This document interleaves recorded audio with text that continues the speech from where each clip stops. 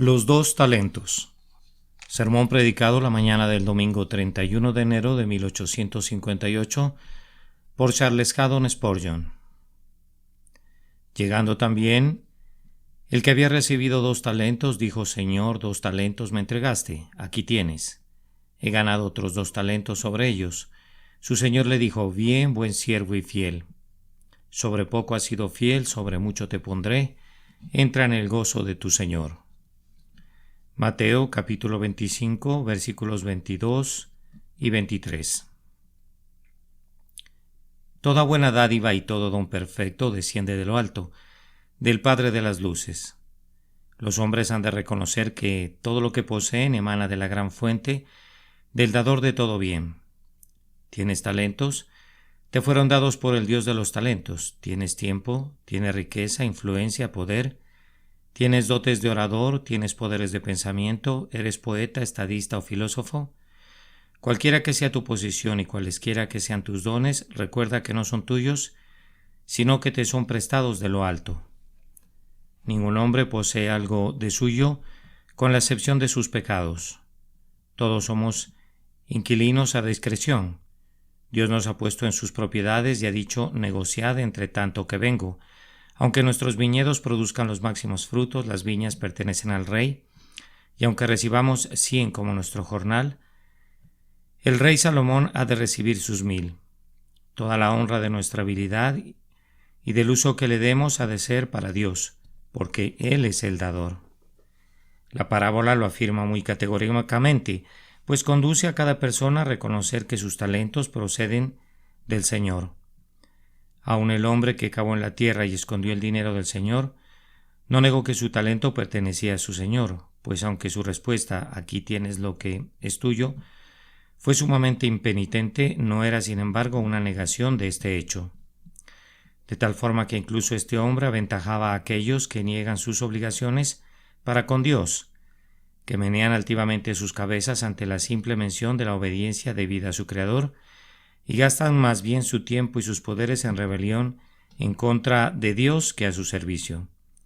Oh, que todos fuéramos sabios para creer esta verdad y para ponerla en práctica, ya que es la más evidente de todas, que todo lo que tenemos lo hemos recibido del Altísimo.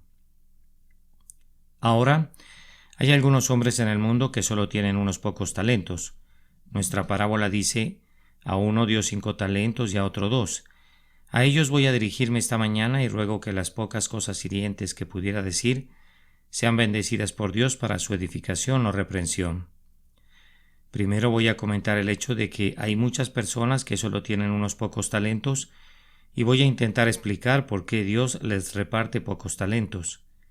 En segundo lugar, les recordaré que incluso por estos pocos talentos han de rendir cuentas. Y en tercer lugar, voy a concluir haciendo la consoladora observación de que si nuestros pocos talentos son usados correctamente, ni nuestra propia conciencia ni el juicio de nuestro Señor nos condenarán por no rendir más. Entonces, en primer lugar, Dios ha creado a algunos hombres con pocos talentos. Los hombres hablan con frecuencia de los demás como si Dios no hubiera establecido diferencias mentales entre ellos. Un hombre se descubre exitoso y entonces supone que si todos los demás hombres hubiesen sido tan diligentes y perseverantes como él mismo, todos habrían sido necesaria e igualmente exitosos. A menudo escucharán comentarios en contra de algunos ministros que son hombres piadosos y sinceros, pero que no tienen un poder de atracción y son llamados individuos holgazanes y perezosos porque no pueden provocar mucha conmoción en el mundo, aunque la razón pudiera ser que solo tengan poco talento y están haciendo el mejor uso del que tienen y por tanto no debían ser censurados por la pequeñez de lo que son capaces de lograr. Es un hecho que incluso en nuestro nacimiento hay diferencias y esto lo debería entender cualquiera. No todos los niños son igualmente precoces y no todos los hombres son igualmente capaces de aprender o de enseñar. Dios ha establecido diferencias eminentes y maravillosas.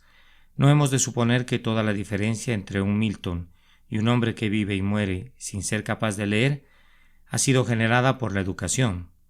Sin duda hubo originalmente alguna diferencia, y aunque la educación cuenta mucho, no puede hacerlo todo.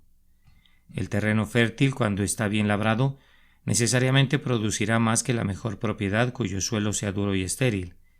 Dios hizo grandes a algunos y estableció las diferencias, y nosotros, al tratar con nuestros semejantes, hemos de recordar esto para no decir cosas duras de aquellos mismos hombres a quienes Dios dirá después: bien, buen siervo y fiel.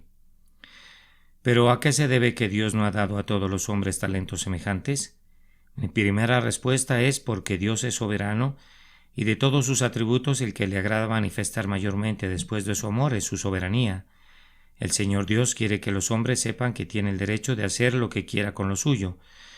Por esto es que la salvación la da a algunos y a otros no, y su única respuesta a cualquier acusación de injusticia es: mas antes, oh hombre, ¿quién eres tú para que alterques con Dios?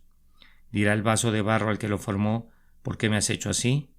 El gusano no debe murmurar porque Dios no lo haya hecho un ángel, y el pez que se desliza en el mar no ha de quejarse por no tener alas para volar hasta los más altos cielos.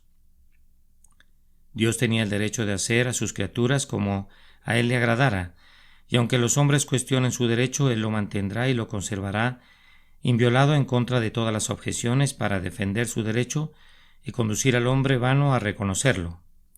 Nos recuerda continuamente su soberanía en el otorgamiento de todos sus dones. Daré a este hombre, dice Él, una mente tan aguda que pueda hurgar en todos los secretos.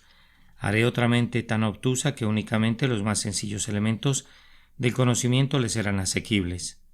Daré a un hombre tal riqueza de imaginación que acumulará una montaña de imágenes tras otra hasta que su lenguaje parezca alcanzar una majestad celestial. Daré a otro hombre un alma tan lerda que nunca será capaz de generar algún pensamiento poético. ¿Por qué esto es así, oh Dios? La respuesta nos llega: ¿no me es lícito hacer lo que quiero con lo mío? Pues no había algún nacido ni había hecho aún bien ni mal. Para que el propósito de Dios conforme a la elección permaneciese, no por las obras, sino por el que llama. Se le dijo: el mayor servirá al menor, y así está escrito en lo concerniente a los hombres, que uno de ellos será más grande que el otro, uno inclinará su cuello y el otro le pondrá su pie encima, pues el Señor tiene el derecho de disponer de lugares y dones, de talentos y de riqueza, según sea agradable a sus ojos. Ahora, la mayoría de los hombres altercan con esto, pero observen que la cosa de la que se quejan en Dios es exactamente la misma cosa que aman en ustedes mismos. A todo individuo le agrada sentir que tiene un derecho a hacer con lo suyo lo que le plazca. Todos nosotros queremos ser pequeños soberanos. Ustedes quieren dar su dinero libre y liberalmente a los pobres, pero si alguno de ellos impenitentemente les exigiera algo porque tienen un derecho a su caridad, ¿le darían algo? Ciertamente no. ¿Y quién pondría en tela de juicio la grandeza de su generosidad al negárselo? Sucede lo mismo que en esta parábola que encontramos en uno de los evangelistas, en la que se nos dice que después de que los hombres habían laborado, algunos de ellos durante 12 horas, otros 6 horas y otros solamente 1 hora, el Señor le dio a cada uno un denario. Oh, yo inclinaría mansamente mi cabeza y diría: Señor mío, ¿me has dado un talento? Entonces yo te bendigo por ello y te ruego que me concedas gracia para usarlo correctamente. ¿Le has dado a mi hermano 10 talentos? Te doy gracias por la grandeza de tu amabilidad para con él, pero no le envidio ni me quejo de ti. Oh, que tuviésemos un espíritu que siempre se inclinara delante de la soberanía de Dios. Además, Dios da a unos 5 talentos y a otros 2 talentos porque el Creador es un amante de la variedad. Se ha dicho que el orden es la primera ley del cielo. Ciertamente la variedad es la segunda, pues en todas las obras de Dios hay una diversidad sumamente hermosa. Contemplen los cielos durante la noche. No todas las estrellas brillan con el mismo fulgor, ni están colocadas sobre líneas rectas como las lámparas de nuestras calles. Luego vuelvan su mirada hacia abajo. Vean en el mundo vegetal cuántas distinciones hay, que van desde el cedro del Líbano hasta el hisopo que nace en la pared o el musgo que es todavía más pequeño. Miren cómo desde el enorme árbol gigantesco, que da la impresión de que bajo sus ramas podrían resguardarse todo un ejército, hasta el diminuto liquen, Dios ha hecho todo muy hermoso, pero todo lleno de variedad. Contemplen cualquier árbol, si quieren.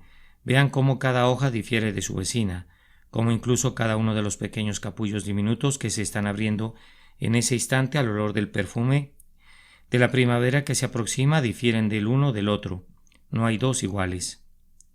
Miren nuevamente al mundo animado. Dios no ha hecho a cada criatura semejante a la otra. Cuán amplio es el rango desde el elefante colosal hasta el conejo que establece su guarida en la roca, desde la ballena que pinta de blanco el abismo con sus latigazos, hasta el diminuto pececillo que surca el arroyo. Dios ha hecho todas las cosas diferentes y vemos variedad por doquier. No dudo que suceda lo mismo en el cielo, pues hay tronos y dominios y principados y potestades, diferentes rangos de ángeles tal vez que se elevan de una categoría a la otra. Una estrella es diferente de otra en gloria. ¿Y por qué no habría de ser válida la misma regla para la humanidad? ¿Acaso Dios nos forma a todos con el mismo molde? No parece que fuera así, pues no ha hecho nuestros rostros iguales. No se puede decir que haya dos caras exactamente iguales, pues si hubiese alguna semejanza hay también una diversidad manifiesta. Entonces, ¿deberían ser semejantes las mentes? ¿Deberían ser moldeadas las almas de la misma manera? ¿Debería reducirse la creación de Dios a una gran fábrica en la que todo fuera fundido en el mismo fuego y derramado en el mismo molde? No. Por causa de la variedad, Él hará a un hombre un renombrado David, y a otro lo hará un desconocido escudero de David. Hará que un hombre sea Jeremías, que habrá de profetizar, y de otro hará un Baruc, que únicamente leerá la profecía. Uno será rico como Epulón y otro será pobre como Lázaro. Uno hablará con una voz fuerte como el trueno y otro será mudo. Uno será poderoso en palabra y doctrina y otro será débil en oratoria y lento en palabras. Dios quiere tener variedad, y el día vendrá cuando, mirando al mundo desde arriba, veremos que la belleza de su historia está fuertemente endeudada con la variedad de caracteres que participaron en ella. Pero avancemos un poco más. Dios tiene una razón más profunda que esta. Dios da a algunos hombres solo unos cuantos talentos, pues tiene muchas pequeñas esferas y quiere que éstas sean llenadas. Hay un gran océano y necesita habitantes. Oh Señor, tú has hecho al Leviatán para que nade en él. Hay una gruta secreta, una caverna oculta muy lejos en las profundidades del mar. Su entrada es muy pequeña. Si no hubiese otros seres que un Leviatán, se quedaría sin un inquilino para siempre. Un pececito es formado y ese pequeño espacio se convierte en un océano para él. Hay miles de ramas y de ramilletes en los árboles del bosque. Si todas las aves fueran águilas, ¿cómo serían alegrados los bosques con los cantos, o cómo podría disfrutar cada ramita de su ave cantora? Pero debido a que Dios quiere que cada ramita tenga su propia música, hizo que el ave cantora se posara en ella. Cada esfera ha de tener la criatura que la ocupe, adaptada al tamaño de la esfera. Dios actúa siempre económicamente. Tiene el propósito de que un hombre sea el pastor de alguna pequeña parroquia de 400 o 500 habitantes. ¿De qué serviría que le diera a ese hombre las habilidades de un apóstol? ¿Tiene Dios el propósito de que una mujer sea humilde maestra de sus propios hijos en casa, una tranquila preceptora de su propia familia? ¿No la turbaría y la lesionaría si Dios la hiciese una poetisa y le diera dones que electrizarían a una nación? La pequeñez de sus talentos la equiparán hasta un cierto grado para la pequeñez de su esfera. Hay un joven que es muy capaz de ayudar en una escuela para niños pobres. Tal vez si tuviese un genio más elevado podría desdeñar el trabajo, y así la escuela para niños pobres se quedaría sin su excelente maestro. Hay pequeñas esferas y Dios quiere tener hombres pequeños para que las ocupen. Hay posiciones que representan un importante deber y se encontrarán hombres con nervios y músculos adecuados para esa labor. Él ha hecho una estatua para cada nicho y un cuadro para cada porción de la galería. Ninguna parte se quedará desocupada, pero como algunos nichos son pequeños, así serán las estatuillas que los ocupen. Algunos les da 2 talentos porque 2 son suficientes y 5 serían demasiados. Además, Dios da a los hombres 2 talentos porque en ellos manifiesta a menudo la grandeza de su gracia para salvar almas. Ustedes han escuchado acerca de un ministro que era profundamente ilustrado en conocimientos sagrados, su sabiduría era profunda y su lenguaje elegante. Bajo su predicación muchas personas fueron convertidas. ¿Acaso no oyeron nunca, tal vez no fue dicho con toda claridad, aunque sí fue sugerido, que mucho de su éxito era atribuirle a su educación y a su elegante oratoria? Pero por otro lado, se habrán encontrado con alguien que es áspero en su forma de hablar, de modales toscos y evidentemente sin grandes logros literarios. Sin embargo, Dios le ha dado a ese hombre el único talento de un corazón sincero. Habla como un hijo del trueno, con un lenguaje áspero y severo, denuncia el pecado y proclama el Evangelio. Bajo su predicación cientos son convertidos. El mundo lo escarnece. No puedo ver ninguna razón para ello, dice el erudito. Todo es basura, plática vacía. El hombre no sabe nada. El crítico toma su pluma, le limpia la punta, la hunde en la tinta más amarga que puede encontrar y escribe una historia sumamente deleitable de ese hombre, en la que llega tan lejos como para afirmar todo tipo de calumnias. Tal vez no diga que ve cuernos sobre su cabeza, pero con la excepción de eso dice casi todo lo demás. Ese hombre es todo lo que sea malo y nada que sea bueno. Lo denuncia exhaustivamente. Es insensato, es vano, es ruin, es altivo, es inculto, es vulgar. No existe una palabra en el idioma inglés que fuera lo suficientemente mala para él, por lo que debe acuñarse una que lo sea. ¿Y ahora qué dice la Iglesia? ¿Qué dice el propio hombre? Sí, Señor, gloria sea a ti por siempre, puesto que lo vil del mundo y lo menospreciado escogió Dios, y lo que no es para deshacer lo que es. Así que parecería que Dios recibe algunas veces mayor gloria de lo pequeño que de lo grande, y no dudo que Dios haya creado a algunos de ustedes con poco poder para hacer el bien, con poca influencia y una esfera reducida, para manifestar a los ángeles en el último gran día cuánto puede hacer en un poco espacio. Ustedes saben, queridos amigos, que hay dos cosas que siempre atraerán nuestra atención. Una es la habilidad incorporada a una corpulencia estupenda. Vemos al gigantesco navío, al Leviatán, y nos maravilla que el hombre haya podido fabricarlo. En otro momento vemos un elegante objeto de arte que ha de estar colocado sobre una superficie mejor, a una pulgada cuadrada, y decimos: bien, entiendo cómo pueden fabricar los hombres un navío gigantesco, pero no puedo comprender cómo un artista puede tener la paciencia y la habilidad para hacer una cosa tan diminuta como esta. Y amigos míos, me parece que Dios no es un Dios más grande para nuestro entendimiento cuando vemos los campos sin fronteras del éter y los incontables astros que flotan en él, que cuando vemos a una humilde mujer aldeana y contemplamos la perfecta palabra de Dios cumplida en su alma y la más alta gloria de Dios obrada con su poco talento. Seguramente, si el hombre puede honrarse en lo pequeño así como también en lo grande, el infinito y eterno se glorifica mayormente cuando se inclina a la pequeñez de la humanidad. Nuestra segunda proporción era que incluso por unos cuantos talentos habrá que dar cuentas. Cuando pensamos en el día del juicio, somos muy propensos a imaginar que algunos individuos estarán sujetos a un proceso más riguroso que los demás. Yo sé que muchas veces, cuando he estado leyendo la historia de Napoleón, he dicho involuntariamente: he aquí un hombre de tremenda habilidad, el señor del mundo. Se requerirían 12 siglos para producir otro hombre semejante, pero aquí tenemos a un hombre que prostituye toda su habilidad ante la ambición, que conduce a sus ejércitos como una inundación destructora, que arrasa todos los países, que hace enviudar a las esposas y deja sin padres a los hijos, no por cientos ni por miles, sino por millones. ¿Cuál habrá de ser su solemne redención de cuentas cuando esté delante del trono de Dios? ¿No se levantarán testigos de los campos de España, de Rusia, de Italia, de Egipto, de Palestina, y denunciarán al hombre que, para gratificar su propia ambición audaz, los condujo a la muerte? Pero, por favor, recuerden que aunque Napoleón habrá de ser un prisionero delante del tribunal, cada uno de nosotros también deberá presentarse allí, y aunque nuestra posición no sea muy alta y no hayamos estado sobre el pináculo de la fama, habremos estado lo suficientemente alto para quedar bajo la observación del Altísimo, y habremos tenido la habilidad y el poder suficientes para hacer el mal en el mundo y para tener que rendir cuentas por ello.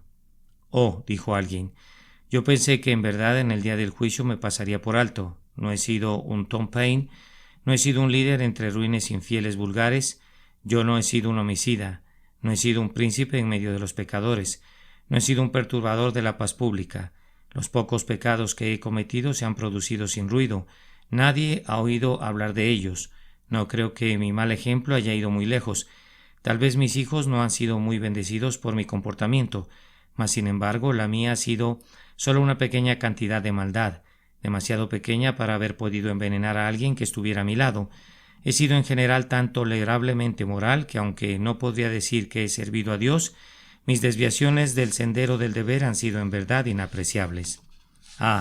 En verdad, amigos, podrían considerarse los más pequeños que quisieran, pero querer hacerse insignificantes no los excusará. Muy poco les ha sido confiado. Entonces tienen menos problemas para hacer uso de sus talentos.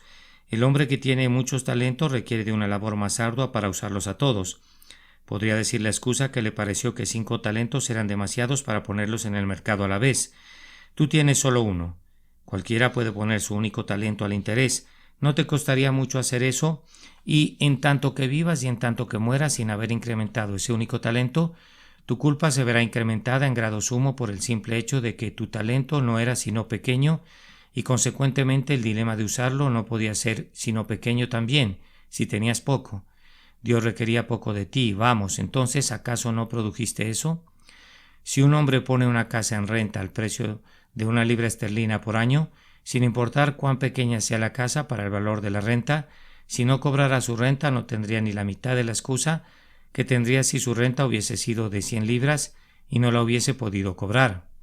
Tú serás más inexcusable en razón de lo poco que se requería de ti. Entonces permítanme dirigirme a ustedes para recordarles que han de rendir cuentas.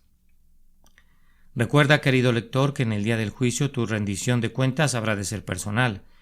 Dios no te preguntará qué hizo tu iglesia, Él te preguntará qué hiciste tú mismo. Ahora hay una escuela dominical.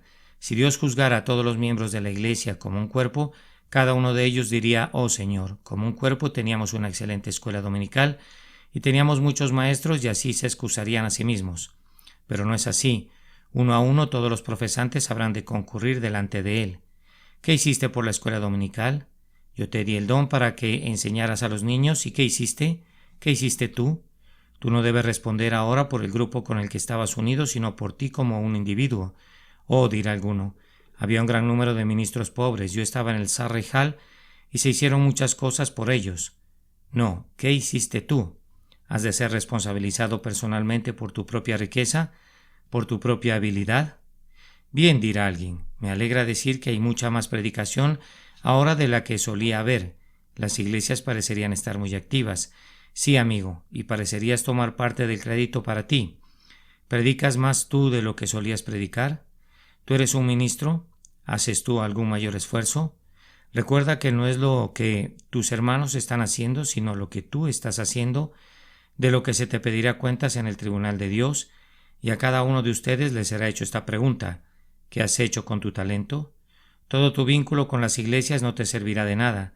Son tus acciones personales, tu servicio personal hacia Dios, es el que será demasiado de ti como una evidencia de gracia salvadora.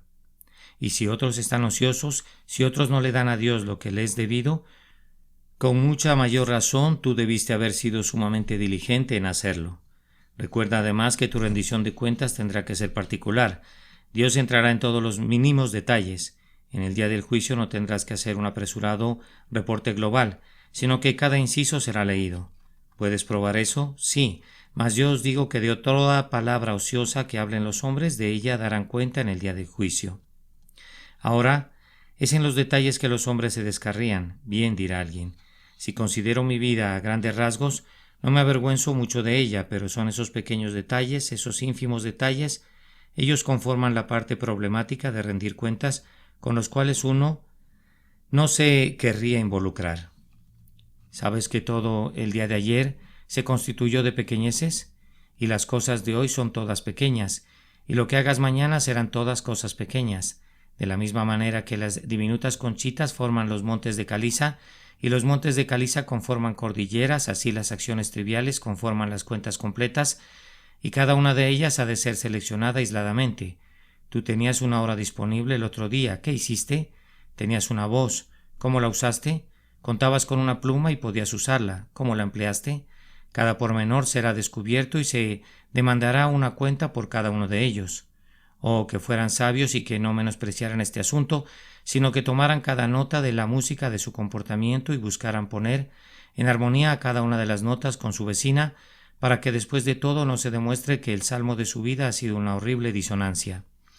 Oh, que ustedes que están sin Dios recordaran que su vida es seguramente tal que el juicio del último gran día ha de concluir en su condenación. Además, esas cuentas serán muy exactas y no habrá manera de excluir esos nimios detalles. Oh, fueron en verdad unos cuantos pecadillos y unos asuntos muy ínfimos. No lleve la cuenta de ellos, pero de todos ellos se hará un inventario en aquel momento. Cuando Dios llegue para examinar nuestros corazones al final, los pecados de 1 centavo, lo mismo que las iniquidades de 1 libra esterlina, todo será presentado en nuestra contra y se rendirán cuentas exactas. Recuerden además, por último y siempre sobre el mismo punto, que las cuentas serán muy imparciales en el día del juicio. cuando todo será juzgado sin ninguna referencia a su condición. El príncipe será convocado para dar cuenta de sus talentos, y a su lado habrán de estar su cortesano y su esclavo. El más poderoso emperador ha de estar ante el tribunal de Dios, lo mismo que el más ínfimo aldeano. Todos habrán de presentarse y ser juzgados de acuerdo a los actos que han hecho en el cuerpo. En cuanto a nuestras profesiones, estas no nos servirán de nada. Podríamos haber sido los más altivos hipócritas que hayamos enfermado al mundo con nuestra altivez, pero habremos de ser escudriñados y examinados de igual manera que si hubiésemos sido los más viles pecadores. Debemos tener nuestro propio juicio delante del eterno tribunal de Dios, y nada podría sesgar nuestro juez, o conducirlo a dar una opinión a favor o en contra nuestra, aparte de la evidencia. Oh, cuán solemne tornará esto al juicio, especialmente si no contamos con la sangre de Cristo como argumento. El gran abogado obtendrá una absolución para su pueblo, por medio de sus méritos imputados, aunque su pecado en sí mismo los condenaría. Pero recuerden que sin él no seremos capaces nunca de soportar la ordalía de fuego del terrible día del juicio final. Bien, dijo un viejo predicador, cuando la ley fue dada, todo el monte Sinaí humeaba y se derritió como cera, pero cuando el castigo de la ley se ha impartido, la tierra entera temblará y descorazonará, pues ¿quién podrá soportar el día de Jehová, el día de ardor de la ira de Dios? En último punto, es que si por la gracia divina, y es únicamente por la gracia divina, que esto puede ser logrado. Nuestros 2 talentos son correctamente usados. El hecho de que no hayamos tenido 5 no será un detrimento para nosotros. Cuando muere un hombre que ha sobresalido en el seno de la Iglesia, un triunfante guerrero de la verdad, ustedes dicen que los ángeles se agolparán a las puertas del cielo para verlo, pues fue un héroe vigoroso que hizo mucho por su Señor. Un Calvino o un Lutero, ¿con cuántas aclamaciones habrán de ser recibidos? Son hombres con talentos que han sido fieles a los que les fue confiado. Sí, pero ¿no saben ustedes que hay muchos pastores de humildes aldeas cuyos rebaños no llegan ni a 50 personas que se afanan arduamente, como si se tratase de sus vidas, que pasan horas orando por su bienestar, que usan toda la poca habilidad que poseen en sus esfuerzos para ganar esas personas para Cristo? ¿Y se imaginan ustedes que su entrada al cielo será menos triunfante que la entrada de hombres de la talla de Lutero? Si así fuera, no saben cómo trata Dios con su pueblo. Él les da recompensas, no de conformidad a la grandeza de los bienes que les fueron confiados, sino de acuerdo a su fidelidad para con ellos, y quien ha sido fiel sobre poco, será tan recompensado como aquel que ha sido fiel sobre mucho. Quiero que vayan rápidamente al capítulo 25 de Mateo para ver esto. Notarán primero que el hombre que tenía 2 talentos acudió a su señor con la misma confianza que el hombre que tenía 5. Señor, 2 talentos me entregaste. Aquí tienes, he ganado otros 2 talentos sobre ellos. Estaré obligado a decir que mientras ese pobre hombre con los 2 talentos estaba negociando con ellos, frecuentemente miraba a su vecino que tenía 5 talentos y decía: «Oh, yo desearía hacer tanto como mi vecino. Ahora vean, él tiene 5 talentos que invertir ¿y cuántos intereses están recibiendo cada año? Oh, que yo pudiera lograr el mismo rendimiento». Y conforme seguía adelante oraba a menudo: «Oh Señor mío, dame una mayor habilidad y mayor gracia para servirte, pues anhelo hacer más». Y cuando se sentaba a leer su diario personal pensaba: este diario no dice mucho. No hay un relato de mi recorrido a lo largo de 50 condados. No puedo decir cómo he viajado de región a región como lo hizo Pablo, para predicar la verdad. No me he tenido que quedar en esta parroquia y casi me he muerto de hambre, trabajando arduamente para esta gente. Y si he agradado a algunas 10 o 12 personas en la iglesia, eso ha sido algo muy exitoso para mí. Vamos, oigo que el señor fulano de tal tuvo el privilegio de agregar 200 o 300 personas en un año. Oh, que yo pudiera hacer eso. Seguramente cuando vaya al cielo me deslizaré de alguna manera por la puerta, mientras que él, por la gracia, tendrá la oportunidad de entrar con determinación llevando sus gavillas con él. Ahora, detente, hombre de poca fe, detente. Tu Señor no tratará así contigo. Cuando llegue la hora de tu muerte, por su gracia, tú sentirás tanta confianza al morir con tus 2 talentos bien invertidos, como tu hermano con sus 10, pues cuando llegues allá, contarás con la dulce presencia de tu Señor y dirás: estoy completamente en Cristo, estoy completo en Él. La justicia de Cristo me cubre de la cabeza a los pies y ahora mirando atrás a mi vida pasada puedo decir, bendito sea su santo nombre. Es poco lo que podía hacer, pero he hecho todo lo que podía hacer por Él. Sé que perdonará mis defectos y remitirá mis fracasos y nunca miraré hacia atrás a mi cargo en la humilde aldea sin sentir mucho gozo, porque el Señor me permitió trabajar allí.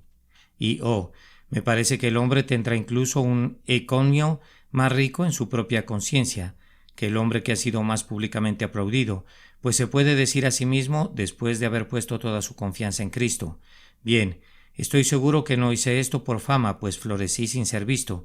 He perdido mi dulzura con el aire del desierto. Nadie se ha enterado jamás de mis actos. Lo que yo hice se quedó entre Dios y yo. Y puedo rendirle mis cuentas y decirle: Señor, lo hice por ti y no para honrarme a mí mismo. Sí, amigos, podría hablarles ahora de muchas decenas de evangelistas denodados en nuestra tierra, que están trabajando más que cualquiera de nosotros y sin embargo se llevan mucho menos honor. Sí, y podría mencionarles una gran cantidad de misioneros de la ciudad, cuyo arduo trabajo por Cristo está más allá de cualquier medida de alabanza, que nunca alcanzan una gran recompensa aquí. Es más, que se enfrentan con desaires y desatenciones. Vean al pobre hombre cómo comienza sus tareas tan pronto se va de su lugar de adoración hoy. Tiene 3 horas esta tarde para pasarlas con los enfermos y después lo verán trabajar el lunes por la mañana. Tiene que ir de casa en casa, pero a menudo recibe portazos en su cara, a menudo se ve expuesto a la gentuza y a los borrachos y recibe burlas y escarnios, y se reúne con personas de todas las persuasiones religiosas o que no tienen ninguna persuasión. Continúa trabajando arduamente, tiene su pequeña reunión por la noche y allí se reúne un pequeño rebaño y ora con ellos y de vez en cuando consigue la conversión de un hombre o de una mujer, pero no se lleva ninguna honra. Solo le presenta al ministro al recién convertido y le dice: Señor, aquí está un buen hombre, creo que ha sido reclutado.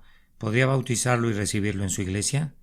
El ministro recibe todo el crédito por eso, pero en cuanto al pobre misionero citadino no se menciona nada de él, o en todo caso muy poco. Tal vez se da algunas veces la sola mención de su nombre, el señor Brown o el señor Smith, pero la gente no tiene una mayor consideración de él, excepto tal vez como un objeto de caridad que han de guardar, aunque él es el hombre que les da la claridad, dando toda la savia y la sangre y la médula de su vida a cambio de unas pobres 60 libras esterlinas por año, cantidad que dista de satisfacer las necesidades básicas de su familia. Pero cuando él muera, amigo mío, no tendrá una menor aprobación de su conciencia que el hombre al que se le permitió pararse delante de las multitudes y que alzó a la nación al nivel de excitación por causa de la religión. Él se presenta delante de su Señor vestido con la justicia de Cristo y con un rostro desprovisto de bochorno dirá: Señor, 2 talentos me entregaste, aquí tienes, he ganado otros 2 talentos sobre ellos. Además, y para concluir, ustedes podrán advertir que no hubo ninguna diferencia en el encomio de su Señor, ni tampoco ninguna diferencia en su recompensa. En ambos casos dijo: Bien, buen siervo y fiel, sobre poco has sido fiel, sobre mucho te pondré, entra en el gozo de tu Señor. Aquí viene Whitefield, el hombre que se presentó ante 20,000 personas congregadas para predicar el Evangelio, quien en Inglaterra, Escocia, Irlanda y América testificó la verdad de Dios y que podía contar en miles a sus convertidos, incluso por un solo sermón. Aquí viene el hombre que soportó persecución y escarnio, pero que no fue atemorizado, el hombre de quien el mundo no era digno, que vivía para sus semejantes y que por fin murió por su causa. Pónganse de pie, ángeles, mientras el Señor lo toma de la mano y le dice: Bien, muy bien, buen siervo y fiel, entra en el gozo de tu Señor. Vean cómo la gracia merecida honra al hombre a quien habilitó para actuar valientemente. Pero presten atención. ¿Quién viene allá? Es una pobre criatura que se ve muy descarnada, que en la tierra era tísica. De vez en cuando brotaba un rubor ético en sus mejillas y tuvo que permanecer acostada durante 3 años en su lecho de enferma. ¿Acaso sería la hija de un príncipe, ya que parece que el cielo está haciendo mucho alboroto por causa de ella? No, ella era una pobre muchacha que ganaba su sustento con su aguja de costurera y que trabajó hasta consumirse. Puntada, puntada, puntada de la mañana a la noche, y aquí viene. Descendió prematuramente a la tumba, pero aquí viene, semejando gavillas de mieses plenamente maduras para entrar al cielo, y su Señor dice: Bien hecho, buena sierva y fiel. Sobre poco has sido fiel, te pondré a gobernar muchas cosas, entra en el gozo de tu Señor. Ella toma su lugar junto a Whitefield. Pregunten qué fue lo que hizo y descubrirán que solía vivir en una casucha escondida en un oscuro callejón de Londres, y otra pobre muchacha acostumbraba a venir para trabajar con ella, y esa pobre muchacha, cuando vino la primera vez a trabajar con ella, era una alegre y volátil criatura, y esta jovencita tísica le contó de Cristo, y solían, cuando se sentían bastante bien, ingeniárselas para asistir a la capilla o a la iglesia juntas. Al principio les resultaba difícil convencer a la otra chica que fuera, pero la presionaba amablemente, y cuando la chica se descarrió un poco, la otra nunca se rindió. Solía decirle: «Oh, Juana, yo quisiera que amaras al Salvador». Y cuando Juana no estaba con ella, solía orar por ella, y cuando Juana estaba junto a ella, oraba con ella. Y de vez en cuando, mientras cosía, le leía una página de la Biblia, pues la pobre Juana era analfabeta, y con muchas lágrimas procuraba hablarle del Salvador, que le amaba y que se había entregado por ella. Por fin, después de muchos días de firme persuasión y de muchas horas de tristes desilusiones y de muchas noches de desvelo y de oraciones salpicadas de lágrimas, por fin vivió para ver que la joven profesara su amor por Cristo, y la dejó y se enfermó y estuvo en cama hasta que fue llevada al hospital, donde murió. Cuando estaba en el hospital solía tener a su lado unos cuantos folletos y los distribuía entre quienes venían a verla. Procuraba, si podía, atraer a las mujeres a su alrededor y les daba los folletos. Cuando ingresó al hospital y todavía podía levantarse, acostumbraba a ponerse al lado de alguna moribunda si la enfermera se lo permitía, hasta que al fin se puso muy enferma y le pedía a una pobre mujer que estaba al otro lado de la sala y que se estaba recuperando y ya iba de salida, que viniera y le leyera un capítulo de la Biblia. No que quisiera que le leyera para su propio beneficio, sino para beneficio de la lectora, pues pensaba que su corazón podría ser conmovido mientras le estaba leyendo. Por fin esta pobre muchacha murió y durmió en Jesús, y la pobre costurera tísica escuchó que le decían: «Bien». ¿Y qué más le podía haber dicho un arcángel? Ésta ha hecho lo que podía. Vean entonces el encomio del Señor. Y la recompensa final será igual para todos los hombres que hubieran usado bien sus talentos. Si hubiera grados de gloria, no serán distribuidos de acuerdo a nuestros talentos, sino a nuestra fidelidad en usarlos. En cuanto a si hay grados o no, no lo sé, pero esto sí sé: el que hace la voluntad de su Señor oirá que se le dice: «Bien, buen siervo y fiel». Y ahora, amigos, solamente esta palabra. Les he dicho que hay muchas personas en nuestra denominación que están predicando el Evangelio continuamente. Debería traerles algunas cuantas de las cartas que nos escriben los pobres ministros, pero algunas veces pienso que esto sería una violación de la delicadeza y no quisiera hacerlo. Pero cuando lo hice en algún año, la colecta fue casi el doble de lo que normalmente es, así que creo que puedo romper la etiqueta para ayudarles. Sin embargo, puedo asegurarles solemnemente que si hay pobreza en cualquier lugar, ha de encontrarse entre los ministros de las iglesias bautistas, y lamento decir que una de las causas de esa pobreza es atribuible a la propia gente, pues no tienen el hábito de dar y por eso sus ministros padecen hambre. Ahora, si Cristo ha de decir en el más allá bien a muchos humildes predicadores, ¿creen ustedes que Él tenga la intención de que se mueran de hambre con ingresos de 30 a 40 libras esterlinas por año mientras estén aquí?